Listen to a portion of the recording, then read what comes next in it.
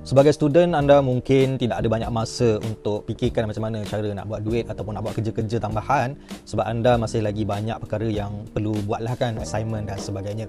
Jadi dalam video kali ini saya akan kongsikan dengan anda, kalau anda student ni maksudnya adalah student di peringkat universiti yang mana telah pun berusia 18 tahun dan ke atas lah. Kalau 18 tahun ke bawah tu, saya tak cadangkan dan saya tak galakkan lah sebab anda di bawah umur. So 18 tahun ke atas, walaupun anda masih lagi student, sebenarnya ada banyak peluang anda boleh jana pendapatan walaupun sedang menjalani kehidupan di kampus. Jadi saya akan kongsikan kepada anda 8 cara buat duit yang anda boleh mulakan hanya daripada kampus anda. Yang pertama adalah dengan menjadi seorang freelancer. Freelancer bukan influencer. So kalau influencer ni agak sibuk dan agak mengganggu sebenarnya kehidupan anda sebagai seorang student. Freelancer berbeza. Freelancer ni adalah orang yang bekerja secara part time ataupun orang yang bekerja sendiri, terutamanya dalam bidang-bidang servis. Okey, antara servis yang anda boleh buat sebagai seorang student, mungkin anda boleh buat design, anda boleh buat translation, anda boleh buat grafik dan sebagainya lah. So untuk bagi saya lah, saya ni seorang, dulu masa saya belajar dulu, saya seorang designer ataupun ambil industrial design. Jadi saya kalau nak buat freelance, saya mudah untuk ambil servis grafik, buat logo ke, buat design pakaian, logo banner, banting dan sebagainya. So sekarang ni lebih mudah dengan adanya AI, dengan adanya Canva, anda boleh buat benda tu. Cadangan saya anda masuk ke market international, maksudnya jual kepada Mak Saleh lah. Okey, sebab mereka ni lebih menghargai karya-karya ataupun kerja-kerja freelancer ni. Itu yang pertama. Yang keduanya, harga dia adalah bayaran biasanya USD, so anda boleh charge dengan harga yang tak mahal sangat, okey, tetapi berbaloi sebab kita boleh darab 4. Maknanya kalau anda jual benda tu dengan harga, mungkin anda freelancer kan, maknanya freelancer ni kita jual kita punya masa, kita punya kemahiran kepada orang. Jadi janganlah jual $5, $10, tu rendah sangat kan. So jual dalam mungkin $20-30 macam tu, kalau boleh lah, kalau anda mampu ataupun kalau anda ada portfolio yang bagus, so anda boleh jual dengan harga yang tinggi. Tapi kalau untuk permulaan nak jual $5 pun tak ada masalah. Dan kita boleh darab dengan 4, maka akan jadi kalau $10 tu boleh jadi RM40. Kalau anda jual dalam $20, anda dah dapat hampir RM100. So kalau anda pandai bahasa, anda boleh translate, anda nak jadi translator pun terpulang. So benda ni anda boleh sama ada buat posting di Facebook ataupun promote di YouTube, di TikTok, ataupun anda juga boleh menggunakan platform-platform seperti freelancer.com, Upwork dan banyak lagi lah yang ada di luar sana. Cuma benda tu agak mengambil masa. Okay, so benda ni anda boleh buat seminggu sekali ataupun anda boleh buat pada waktu cuti. Okay, pada waktu cuti tu anda buat betul-betul, sebab biasanya kalau universiti kan cuti dalam sebulan, kadang-kadang 2-3 bulan cuti SEM kan, lama. So ambillah masa tu untuk create anda punya portfolio dan buat servis freelancer. Yang kedua adalah affiliate. Jadi seperti mana freelancer tadi yang mana tidak memerlukan sebarang modal, so affiliate juga tidak perlukan modal sebenarnya. Jadi anda boleh buat affiliate Shopee, affiliate TikTok dan affiliate lain lagi yang ada banyak dalam internet di sana, yang mana percuma untuk anda register dan anda kena promote sahaja. So sekarang ni mudah untuk buat affiliate menggunakan produk-produk di Shopee sebab ada terlalu banyak produk, so anda boleh pilih mana yang sesuai. Cuma walaupun tidak perlukan modal, kadang-kadang bila kita nak buat affiliate ni, kita kena belilah produk tu untuk kita review. Sesetengah produk lah. Kalau anda tidak ada duit untuk beli produk tu pun, anda boleh tengok video-video orang lain. Okay, boleh gunakan video-video yang disediakan oleh syarikat tu sendiri ataupun owner produk tu sendiri. Anda dapatkan video tu, anda edit, ubah suai dan sebagainya. So anda buat konten anda sendiri. Jadi ada banyak, dan kadang-kadang bila ada banyak ni, bukanlah semua benda yang kita buat tu akan menjadi, tetapi insyaAllah akan adalah mana-mana produk yang akan berjaya dijual. Selain daripada itu juga, anda juga boleh buat live. Contohnya ambil seminggu tu 2 hari untuk buat live. Mungkin anda ada masa 1 jam. Okay, hari cuti kan, ambil masa 1 jam. So anda buat live di TikTok, pilih mana-mana produk affiliate dan anda review produk tu ataupun anda ceritakan tentang produk tu dan anda jual di beg kuning. Okay, itu antara cara buat duit dengan affiliate yang tidak memerlukan sebarang modal. Cuma anda perlukan sedikit komitmen lah untuk promote produk tu, sama ada buat live ataupun buat konten. Yang ketiga adalah program referral. Program referral ni lebih kurang juga macam affiliate. Kita share link, kita promote sesuatu. Cuma referral ni biasanya bukan produk. Antara referral ni adalah pendaftaran.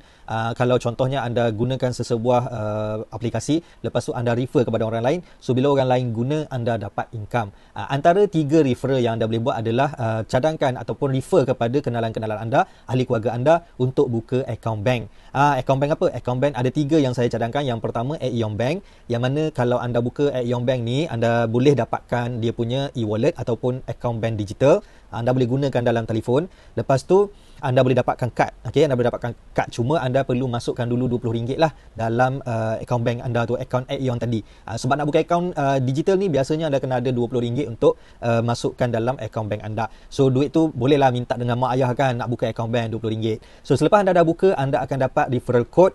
So anda boleh share dengan orang lain, dengan keluarga anda. So bila ada seorang register melalui anda akan dapat RM9 kalau Aeon Bank. Kemudian ada BitPay. Kalau BitPay anda akan dapat RM5, dan satu lagi BEU daripada Bank Islam pun anda akan dapat RM5. So benda ni mudah, anda hanya buka akaun, kemudian anda dapatkan kod anda, dan kemudian anda refer kenalan-kenalan anda, ahli keluarga anda untuk register menggunakan akaun bank yang sama ataupun digital bank tadi, dan anda akan dapat duit itu masuk direct ke dalam digital bank anda. Saya ada sediakan link, link di bawah ni. Anda tengok pada bahagian description ataupun di bahagian komen di bawah tu, pin komen, saya letakkan link saya punya blog. So anda boleh baca di situlah lebih detail untuk register. Sebab untuk register ni, kalau anda gunakan kod yang saya berikan, anda akan dapat pulangan balik RM5. Biasanya macam itulah, anda akan dapat balik RM5. So kalau anda register tanpa kod, so anda tak dapat apa-apa. Sama juga nanti anda nak invite orang, anda berikan kod kepada mereka. So bila mereka register, anda dapat commission referral, dan mereka juga dapat commission untuk masukkan kod.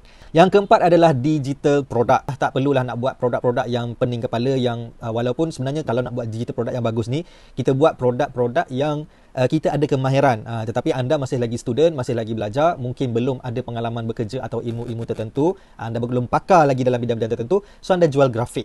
Jual grafik apa? Gunakan Canva, hasilkan grafik untuk kanak-kanak, contohnya buku-buku mewarna, lukisan-lukisan kartun menggunakan AI kan, buat macam tu. Kemudian anda boleh menjual, sama ada di Shopee, boleh jual di Lazada, jual di Etsy. Kalau pasaran negara ni lebih untung sebenarnya, sebab macam saya katakan tadi, harga dia US dollar. Jadi kita boleh jual murah-murah. So bila murah-murah ni, orang senang nak beli, dan kita akan dapat jumlah yang agak tinggi juga sebab kita ganda dengan 4. So itu digital product, dan benda ni pun tidak memerlukan modal juga. Anda boleh guna Canva secara percuma, anda boleh guna AI secara percuma, dan hasilkan produk digital anda. Seterusnya, anda boleh menjadi guru tuition. Ini yang dibuat oleh anak-anak saya, yang mana ketika mereka belajar dulu, mereka juga ada mengajar tuition. Cuma mereka ni mengajar secara offline, yang mana ada kenalan-kenalan nak minta ajar anak-anak mereka, jadi dapatlah dalam sebulan 100-200 macam tu, taklah banyak kan. So kalau anda boleh luangkan masa hari Minggu, hari cuti untuk mengajar, jadi anda boleh apply mengajar tuition secara online, lebih mudah. Anda tak perlu ke mana-mana, hanya duduk dalam kampus sahaja. So boleh ajar budak-budak sekolah rendah, contohnya ajar matematik ke, ajar sains, ajar bahasa Inggeris, terpulanglah apa kemahiran yang anda ada. So itu salah satu yang anda boleh buat. Cuma bila anda gunakan masa untuk buat duit, jadi di situ ada komitmen yang anda perlu laburkanlah. So anda kena konsisten. Setiap hari cuti tu anda kena mengajar. Sama juga dengan freelancer tadi, bila ada tempahan, anda kena buat menggunakan anda punya masa. Seterusnya, anda boleh jadi content creator. So untuk jadi content creator ni, jangan buat content di TikTok. So kalau nak buat content di TikTok tu lebih kepada nak buat duit menggunakan affiliate. Tapi kalau anda nak jadi content creator, buat content di dua tempat ni. Yang pertama YouTube, yang kedua Facebook. Sebab apa? Dua-dua ni boleh monetize. So anda kena belajarlah macam mana cara untuk monetize. Antaranya cara yang, kalau di YouTube ni, syarat paling minima adalah anda kena ada 1000 orang follower ataupun subscriber, and then anda kena dapatkan 4000 jam masa tontonan. Maknanya video anda tu ditonton selama 4000 jam dalam tempoh 12 bulan. So benda ni mungkin ambil masa sikit, tapi kalau anda pandai buat konten, so insyaAllah anda boleh dapat. Dan selepas itu, bila anda buat konten, selepas anda dah boleh monetize, so konten-konten anda akan dibayar. Sebagai contoh, anda tengok video saya sekarang ni, so saya dapat income daripada YouTube. Manakala Facebook pula, anda juga boleh jana pendapatan apabila anda dapat yang dipanggil content monetization. So content monetization di Facebook ini ada syarat dia juga, minima anda kena ada lebih kurang 1000 orang follower juga, dan seterusnya anda akan dipanggil ataupun dijemput oleh Facebook jika anda layak. So apakah kelayakan untuk dapatkan content monetization di Facebook? Tidak dinyatakan. Facebook kata hanya atas invitation sahaja. Cuma berdasarkan pengalaman saya, untuk dapatkan CM ataupun content monetization dalam Facebook ni, anda kena ada view sekitar 500 hingga 1 juta view sebulan, dan anda kena konsisten selama 3 bulan. So 1 juta view sebulan di Facebook ni sebenarnya bagi saya dan saya tengok orang lain pun sama juga, taklah susah sangat berbanding dengan YouTube. Sebab Facebook ni anda tak perlu pun nak buat video, anda tulis teks, anda letak gambar, semua itu dikira. Kalau YouTube dia kira video sahaja. Kalau di Facebook, anda menulis saja Assalamualaikum, selamat pagi pun dah dikira boleh dapat view.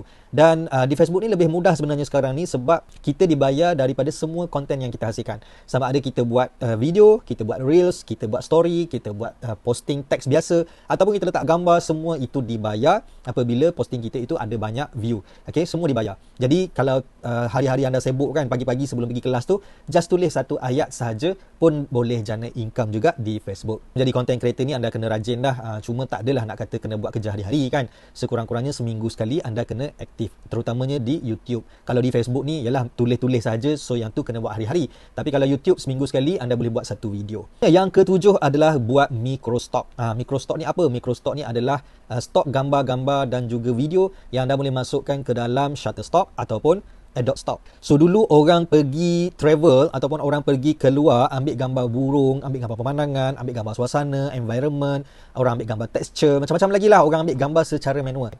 Tapi sekarang ni anda boleh buat benda tu hanya dengan menggunakan AI dan dia valid. Maknanya dia boleh jual gambar-gambar ataupun video daripada AI. So tak perlu nak keluar rumah, tak perlu nak pergi ke mana-mana, duduk je depan laptop anda. So hasilkan gambar-gambar digital, kemudian masukkan ke dalam Adobe Stock ataupun Shutterstock. Semua nak masukkan benda tu percuma sahaja, dan anda tak akan dibayar ketika anda baru ada 2-3 gambar tu, susahlah sikit kan. Cuma dalam Shutterstock ataupun Adobe Stock ni dia bayar kita berdasarkan video, gambar dan juga video kita yang orang download ataupun orang beli. Okey, tak banyak, mungkin sen, mungkin 20 sen ataupun $2-3 macam tu, taklah banyak sangat, tetapi benda tu pasif. So kerja anda adalah pada hari cuti anda buat banyak-banyak gambar, anda buat banyak-banyak video dan upload. Okey, sekurang-kurangnya kita punya portfolio tu ada antara 5,000 hingga 10,000 gambar. Bunyi macam banyak sangat kan, tapi ialah guna AI taklah susah sangat, dan ada banyak software-software yang boleh membantu untuk kita doublekan gambar-gambar kita tu untuk tingkatkan kualiti pengeluaran gambar supaya benda tu meningkat. Benda ni sebenarnya kena belajar lah. Okey, cuma langkah pertama mesti kena bermula. Okey, saya cerita ni semua tips yang saya cerita ni hanyalah sekadar asas ataupun hanyalah sekadar permulaan, tetapi majoriti apa yang saya ceritakan kepada anda ini saya buat. Majoriti yang saya cerita ni bukan saya sembang kosong, saya buat. Saya ada buat income sebagai freelancer, saya ada buat income sebagai affiliate, saya ada buat income sebagai content creator di Facebook, di YouTube, saya juga buat income dengan digital product, saya juga buat income dengan Shutterstock. Shutterstock tu saya tak aktif lagi, tapi saya ada buat kelas cari guru orang lain lah, guru orang lain, dan student-student saya ramai yang buat income daripada Adobe Stock ataupun gambar AI ni. Jadi semua ni saya buat. Okey, saya bukan sembang saja-saja. So jadi saya dah dapat hasil, saya dah dapat income daripada semua benda tu. So alhamdulillah, dan saya share kepada anda sebab anda student, anda nak buat daripada tempat di mana-mana saja anda berada, contohnya di kampus, di rumah kan. Lepas tu anda tak ada modal, anda tak ada masa sangat. So inilah kerja-kerja yang anda boleh buat. Dan yang terakhir adalah menjadi seorang blogger. Okey, menjadi seorang blogger. So blogger ni sebenarnya nampak macam tidak menguntungkan ataupun dah orang kata ketinggalan zaman. Tetapi kalau anda menulis benda-benda ataupun artikel-artikel yang bermanfaat yang orang boleh gunakan, so blog ini boleh membantu anda buat juga yang di atas tadi. Anda boleh buat referral, anda boleh buat affiliate, anda boleh jual digital product daripada blog yang anda tulis tu. So blog ni ibaratnya satu center lah, satu tempat untuk anda promote semua benda-benda yang anda nak buat tadi. Dan blog ini sesuai lah untuk anda sebagai seorang student yang perlu banyak menulis kan, perlu banyak bercerita. Jadi buat satu blog, anda boleh gunakan Blogspot ataupun anda boleh gunakan WordPress. Okey, jangan lupa tengok pada bahagian description ataupun tengok pada bahagian komen. Saya ada sediakan beberapa link di bawah tu untuk anda explore bisnes-bisnes ataupun cara buat duit yang saya ceritakan dalam video ni. Saya Wan Muhammad Ali. Dalam YouTube channel ni saya berkongsi dengan anda tentang cara buat duit dan juga bisnes secara online. So kalau anda nak belajar, jangan lupa tekan subscribe dan tekan lonceng untuk pastikan anda dapat notification setiap kali saya upload video-video yang baru. Jumpa lagi, bye-bye.